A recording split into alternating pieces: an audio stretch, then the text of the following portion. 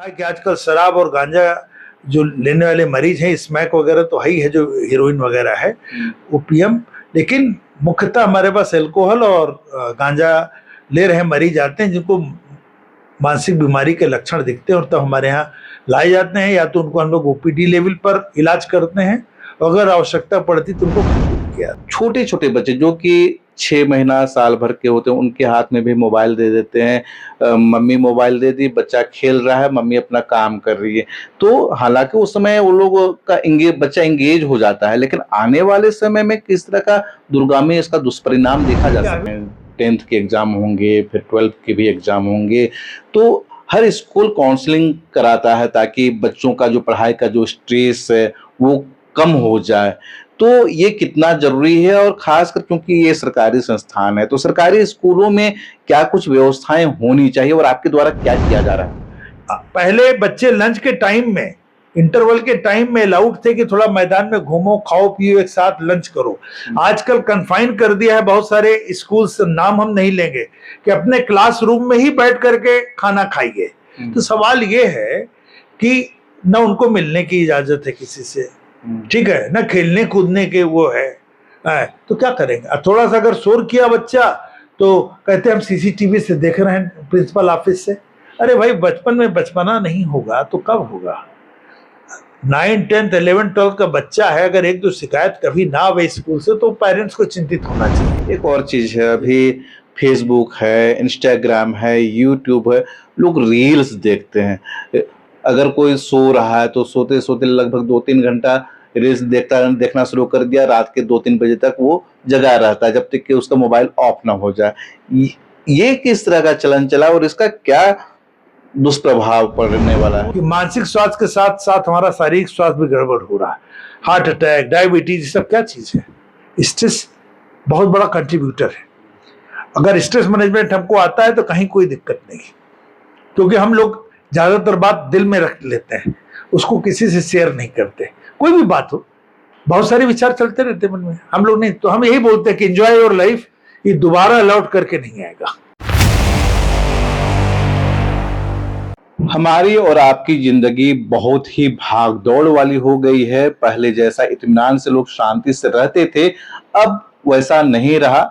भले ही आज डिजिटल जमाना है, लेकिन छोटा बच्चा से लेकर बुजुर्ग तक मोबाइल में एंगेज रहता है, और इस दौरान वो किन किन परेशानियों से गुजरता है इसकी सूद लेने का भी किसी को फुर्सत नहीं है। लेकिन इसका उसके दिमाग पर क्या कुछ असर पड़ता है और उसका क्या समाधान हो सकता है, यही हम जानने की कोशिश करेंगे। मेरे साथ आज खास तौर पर रिनपास के डायरेक्टर अनमोल रंजन सिंह जी हैं। सर, लोकल खबर में आपका बहुत बहुत स्वागत है। धन्यवाद। हाँ, बदला है सर, आप शताब्दी वर्ष मना रहे हैं, रिनपास शताब्दी वर्ष मना रहा है। सबसे पहले उसके बारे में जाने कि शताब्दी वर्ष में रिनपास क्या कुछ अलग कर रहा है। देखिए, शताब्दी वर्ष में बहुत सारे नए कार्यक्रम को हम लोग जोड़ रहे हैं, क्योंकि हम लोग 100 वर्षों से समर्पण के भाव से मानसिक स्वास्थ्य समस्याओं को डील कर रहे थे, मरीजों को देख रहे थे। फिर भी लगा कि बदलते परिवेश में, टेक्नोलॉजी के जमाने में हमको कुछ नई चीज़ों को इंट्रोड्यूस करने की जरूरत है। तो उसमें सबसे पहल हम लोगों ने टेली काउंसलिंग, टेली साइकोथेरेपी और वर्चुअल थेरेपी, ठीक है, जिसमें कि वीडियो कॉन्फ्रेंसिंग के माध्यम से ये हम लोग साइकोथेरेपी और मेडिसिन वगैरह का भी प्रिस्क्रिप्शन अब टेली काउंसलिंग, टेली मेडिसिन के माध्यम से किया जाएगा। तो ये सब चीज़ों की शुरुआत हम लोगों ने 4 सितंबर को कर दिया है। यानी कि अगर किसी को कोई भी दिक्कत होता है तो वहाँ दूर का आदमी भी फोन के जरिए या फिर वीडियो कॉन्फ्रेंसिंग के जरिए यहाँ से जुड़ सकता है, यहाँ के जो स्पेशलिस्ट हैं उनसे जानकारी ले सकता है, यहाँ तक पहुँचने की जरूरत नहीं पड़ेगी। हाँ, हमेशा नहीं। जैसे कि होता क्या है कि हम लोग चाहते हैं हमेशा, सिस्टम भी यही है कि कम से कम फर्स्ट टाइम तो एक बार मरीज को आना चाहिए, ठीक है। आ जाएंगे तो उसके बाद जरूरत पड़ने पर फिर टेली काउंसलिंग से मैनेज हो जाएगा। या अगर किसी रीजन की वजह से शुरू में ही नहीं आ रहे तो कम से कम एक बार जब सेशन हो जाएगा, अगर 5 मिनट 10 मिनट भी हमसे बात कर लेते हैं हमारे संस्थान के किसी भी प्रोफेशनल से, तो हो सकता है उनके अंदर ये भावना जागृत हो कि नहीं यार, ठीक ठाक लोग हैं, हमारी बात को शायद समझने का प्रयास कर रहे हैं, तो वो चले आते हैं अस्पताल कि अब एक बार हम चल करके फेस टू फेस मिल करके बातचीत करें और अपनी समस्या को डिस्कस करें। सर पिछले कुछ सालों में यहाँ पर काफी कुछ बदलाव भी हुए हैं आपके द्वारा भी, तो यहाँ आपके पास ज्यादातर मरीज किस तरह की परेशानी लेकर आते हैं? देखिए, पिछले 10 वर्षों में निश्चित रूप से काफी बदलाव आया है। पहले हम लोग प्योर केसेस देखते थे साइकियाट्री के, schizophrenia, bipolar affective disorder, mania है, डिप्रेशन है, एपिलेप्सी है, ये सब है। लेकिन अगर आजकल आप ढूंढना शुरू करेंगे मरीज को, तो बहुत सारे मरीज, हमको लगता है आधे मरीज ऐसे होते हैं जो इसके साथ कुछ ना कुछ सब्सटेंस भी ले रहे होते हैं। सब्सटेंस का मतलब हमारा है या तो गांजा या अल्कोहल, दो चीजें।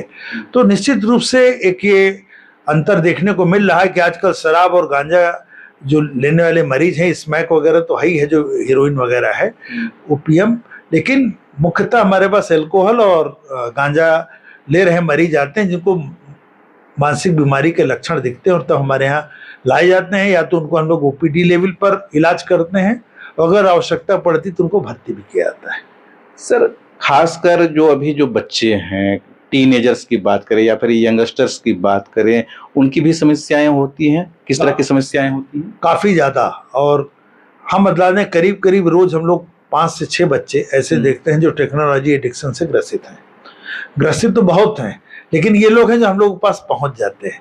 कुछ लोग ऐसे भी जो हेल्पलाइन में ही संपर्क करते हैं, ठीक है, उनके घर वाले परेशान रहते हैं, क्योंकि ये लोग ज्यादातर समय अपना मोबाइल या इंटरनेट रिलेटेड दूसरे चीजों में लगे रहते हैं। तो उससे क्या होता है, इनका पढ़ाई बाधित हो रहा, इनका व्यक्तिगत रिलेशंस प्रभावित हो रहा, पारिवारिक जीवन प्रभावित हो रहा, और सबसे बड़ी बात यह है कि जो इनका विकास हो रहा था, मानसिक विकास, शारीरिक विकास, वो भी बाधित हो रहा है। क्यों? अगर पूरे दिन बच्चा घर पे लेटे लेटे बैठ करके मोबाइल ही देख रहा, तो उसका फिजिकल मूवमेंट नहीं होता है, एक्सरसाइज नहीं करता है, तो ये कहीं ना कहीं शारीरिक रूप से भी दिक्कत है। खाना पीना उसका डिस्टर्ब रहता है, कोई टाइमिंग नहीं रहता है। या यूं कहिए दूसरे तरीके से, पढ़ाई लिखाई का सोचिए तो पढ़ता लिखता नहीं है, फिर बाद में बोलता है हमको मेमोरी प्रॉब्लम है। अरे भाई, जब कोई चीज पढ़े नहीं तो याद कैसे रहेगी? अच्छा, इसमें क्या होता है मोबाइल वगैरह में कि इंस्टेंट जानकारी मिलती रहती, लेकिन हम उसका एसिमिलेशन नहीं कर पाते, एब्जॉर्प्शन नहीं होता है। तो फिर कुछ समय के बाद लगता है कि शायद बहुत ज्यादा थकान है, हमको कुछ याद नहीं रहता, हम कुछ कर नहीं पाएंगे, इरिटेबिलिटी हो जाती है, हेल्पलेसनेस हो जाता है। जब कोई घर वाला बार बार बोलता बेटा पढ़ो, ये करो, तो क्या होता है, लड़ने लगता है, झगड़ने लगता है, गुस्सा हो जाता है, और बहुत बार एक्सट्रीम डिसीजंस भी लाइफ का लेता है जो कभी भी सोचना नहीं चाहिए, जैसे सुसाइडल अटेम्प्ट या सुसाइड कर लेना। ये भी आप लोग अखबार में देखते हैं, आप लोग तो मीडिया से जुड़े हुए हैं, कि बहुत सारे लोग ऐसे होते हैं, बच्चे स्पेशली, कि माँ ने मोबाइल छुड़ा लिया, माँ ने मना किया, रिचार्ज नहीं किया, तो बच्चे ने कुछ गलत कर दिया, जिसको हम लोग अनहोनी कह सकते हैं कि करते हैं। आजकल आमतौर पर देखा जाता है, चाहे तो गांव हो या शहर हो, अपर क्लास हो या फिर लोअर मिडिल क्लास हो, छोटे छोटे बच्चे जो कि 6 महीना साल भर के होते हैं, उनके हाथ में भी मोबाइल दे देते हैं। मम्मी मोबाइल दे दी, बच्चा खेल रहा है, मम्मी अपना काम कर रही है। तो हालांकि उस समय वो लोगों का बच्चा एंगेज हो जाता है, लेकिन आने वाले समय में किस तरह का दूरगामी इसका दुष्परिणाम देखा जा सकता है? अभी भी बहुत सारी स्टडीज आ रही हैं पूरी दुनिया से, और ये देखा जा रहा है कि अगर 5 साल के पहले से ही बच्चे को आपने टेक्नोलॉजी में डाल दिया, तो शुरू में पेरेंट्स को बहुत अच्छा लगता है कि हमारा बच्चा ये ऐप खोल लेता है, वो खोल लेता है, लेकिन आप समझिए कि बाद में बहुत मुश्किल हो जाता है उससे दूर होना, और निश्चित रूप से उसका मानसिक विकास बाधित होता है। सर बोर्ड्स के भी एग्जाम आ रहे हैं, 10th के एग्जाम होंगे, फिर 12th के भी एग्जाम होंगे, तो हर स्कूल काउंसलिंग कराता है ताकि बच्चों का जो पढ़ाई का जो स्ट्रेस है वो कम हो जाए। तो ये कितना जरूरी है, और खासकर क्योंकि ये सरकारी संस्थान है, तो सरकारी स्कूलों में क्या कुछ व्यवस्थाएं होनी चाहिए और आपके द्वारा क्या किया जा रहा है? क्योंकि हम लोग हमेशा टीचर्स को या प्रिंसिपल की जो मीट होता है, एक चीज जरूर बोलते हैं कि बच्चे को खेलने का भी मौका दीजिए। और कौन सा खेल? Outdoor games. आप देखे होंगे जो बच्चे क्रिकेट खेलते हैं उनको टेक्नोलॉजी एडिक्शन नहीं, जो फुटबॉलर है उसको मोबाइल से बहुत ज्यादा अंतर नहीं है। दूसरी बड़ी बात होती है कि वो हारना सीख जाता है, जो हम लोग गलती कर रहे हैं आजकल इस जनरेशन में। हर बच्चा टॉपर होगा, ये गलत सिखला रहे है ना। हम कहते हैं कि अगर हार ना सीखना है तो खेलो, जिससे कि अगर किसी कंपटीशन में असफलता मिल जाए तो अगले बार और मेहनत कर सको, डिप्रेशन में नहीं जाओ। आइए स्पोर्ट्स से सीखिए। आज हम क्रिकेट खेलने गए, बैटिंग कर रहे हैं, 10 रन में आउट हो गए, तो ये सोच करके नहीं आते अरे यार अब आगे क्या होगा, ये सोचते हैं कि कल 100 मारा जाएगा। आज हमको विकेट नहीं मिला तो हम इंप्रूव करते हैं कि नेक्स्ट डे और अच्छा खेलेंगे। ये जब भावना हमारे अंदर आएगी, स्पोर्ट से ही असली कंपटीशन की फीलिंग आती है। हम लोगों ने क्या किया है, स्कूल के जो प्ले ग्राउंड उनका साइज छोटा करते जा रहे हैं। बहुत सारे प्राइवेट स्कूल्स में तो प्ले ग्राउंड है ही नहीं। पहले बच्चे लंच के टाइम में, इंटरवल के टाइम में अलाउड थे कि थोड़ा मैदान में घूमो, खाओ पियो, एक साथ लंच करो। आजकल कन्फाइन कर दिया है बहुत सारे स्कूल्स, नाम हम नहीं लेंगे, कि अपने क्लासरूम में ही बैठ करके खाना खाइए। तो सवाल ये है कि न उनको मिलने की इजाजत है किसी से, ठीक है, न खेलने कूदने के वो है, तो क्या करेंगे। थोड़ा सा अगर शोर किया बच्चा तो कहते हम सीसीटीवी से देख रहे हैं प्रिंसिपल ऑफिस से। अरे भाई, बचपन में बचपना नहीं होगा तो कब होगा। 9, 10, 11, 12 का बच्चा है, अगर एक दो शिकायत कभी ना आवे स्कूल से तो पेरेंट्स को चिंतित होना चाहिए।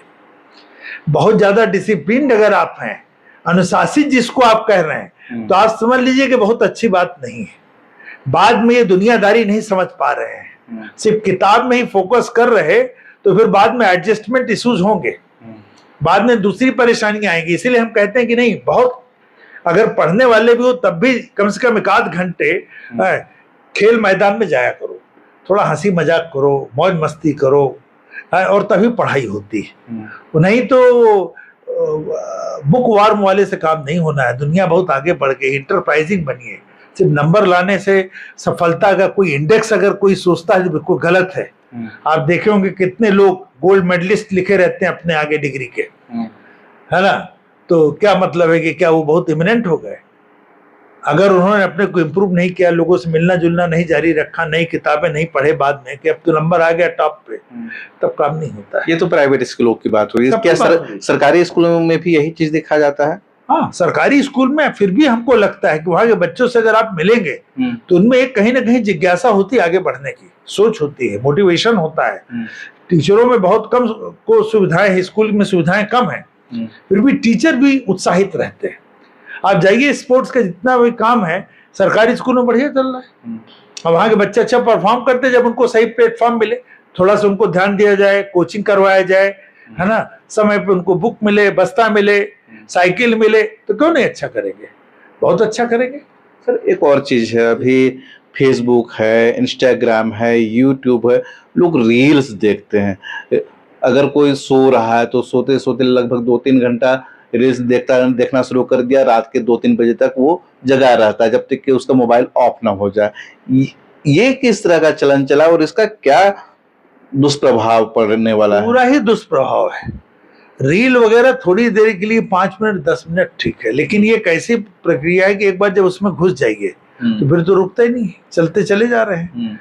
कुछ होता नहीं कंटेंट, है ना, लेकिन लोग देख रहे हैं क्योंकि वो इजी गोइंग लगता है, और लोग अपने आप को उस जीवन से आइडेंटिफाई करने लगते हैं, जो कि पूर्णतः एक गलत होता है, मतलब जिसका कि कोई वास्तविक जीवन से लेना देना नहीं। एक दो इंसिडेंट्स ठीक है, बाकी आपको क्या मतलब है कि दुनिया में कौन क्या खा रहा है, कहाँ घूम रहा है, किससे मिल रहा है, क्या कर रहा है। अरे आप अपना देखो कि कल हम सुबह उठेंगे तो हमको क्या करना है, कब हम तैयार हो जाएं, कब पढ़ाई करें, कब नौकरी पे जाना है ना, कब अपने यार दोस्त से मिलना है, कब अपने बीमार माँ या पापा को केयर करना है, ठीक है, कौन भर्ती उसको देखने जाएं, वो सब प्लानिंग नहीं होता है। वो दुनिया के ऐसी चीज में खोए हैं जिसका कि वास्तविक जीवन से कोई वो नहीं। सर इतना कुछ बदलाव आया, पहले के जमाने, आज से अगर 15-20 साल पहले अगर हम जाए तब हम बात करते थे कि सिनेमा का दुष्प्रभाव, अगर टीवी अधिक देख रहा है बच्चा तो उसका दुष्प्रभाव, लेकिन आज बहुत ज्यादा एक्सट्रीम हो गया है। तो क्या कुछ अब चैलेंजेस आपके सामने है रिनपास के पास, और सरकार इसको लेकर क्या व्यवस्थाएं आप लोगों को दे रही है और व्यवस्थाएं बढ़ा रही है? देखिए, सरकार का बिल्कुल क्लियर नीति है कि अगर स्कूल मेंटल हेल्थ की हम बात करें तो उनको स्ट्रेस फ्री जीवन की शिक्षा दिया जाए, योग की तरफ उनको मोटिवेट किया जाए, योग करें, थोड़ा एक्सरसाइज करें, सोशलाइज करें। Centre of wellbeing and happiness establish किए जा रहे हैं, किस लिए कि कम से कम थोड़ी देर बच्चे खेलें, लोगों से मिले जुलें, हंसी मजाक करें। क्लब की बात हो रही कि जिससे कि लोग अपने एज ग्रुप में बात करें, अपने सीनियर के साथ भी हैं तो कम से कम एक अच्छा व्यवहार सीखें, है ना। तो छोटी छोटी चीजें जो पहले होती थी अनजाने में, अब उसको इंट्रोड्यूस किया जा रहा है। अब कहा जाता है आप हंसिए, क्योंकि हंसने में भी कंजूस हम हो गए। अब कोई ठाका लगा के कहीं हंसते हुए सुनेगा तो लगता है यार ये बहुत दिन बाद देखे कि कितना ये दोनों खुश दिख रहे हैं चार लोग। हाँ, नहीं तो लोग मुस्कुराते भी तो कंजूसी, हंसना तो भूल ही चुके हैं। ठीक है, सामाजिक लेवल पर शादी ब्याह होता तो बर्डन लगता है, अरे यार जाना पड़ेगा आज। हाँ, आप समझिए सब लोग जरूरत से ज्यादा व्यस्त हो गए हैं बिना किसी व्यस्तता के। ये आप समझ लीजिए शुरू से जीवन कितना कठिन था। पहले जब इतने संसाधन नहीं थे, आने जाने की सुविधाएं कम थी, तब भी लोग शादी ब्याह में जाते थे ना, कितना कष्ट उठा के जाते थे और उसको एंजॉय करते थे। लगता था कि नहीं हम आए। आजकल लोग जाते ही ये बताना कहते हैं कि नहीं हमको कल सुबह की फ्लाइट से निकलना है, ट्रेन से निकलना है, शाम को ही निकल जाएंगे, समय नहीं है। अरे यार ऐसा क्या कर रहे हो कि मतलब घरे के लिए समय नहीं है, यार दोस्तों के लिए समय नहीं, तो फिर क्या मतलब है। सर आखिर में as a specialist, as a motivator, हमारे दर्शकों से आप क्या मैसेज देना चाहेंगे? हम ये कहते हैं कि जीवन बार बार मिलता नहीं, इसको सेलिब्रेट करिए, एंजॉय करिए। जो आपका जीवन जिस उम्र में है, जो आपकी जिम्मेदारियां हैं उसको ईमानदारी से निभाएं। ठीक है, अगर बच्चा है पढ़ने वाला तो पढ़ाई करे, खेले कूदे, है ना, बड़ों के साथ मिले जुले बातचीत करे, है ना। और अगर बड़े बुजुर्ग हैं तो जो अपना जीवन का अनुभव उसको दूसरों से शेयर करें।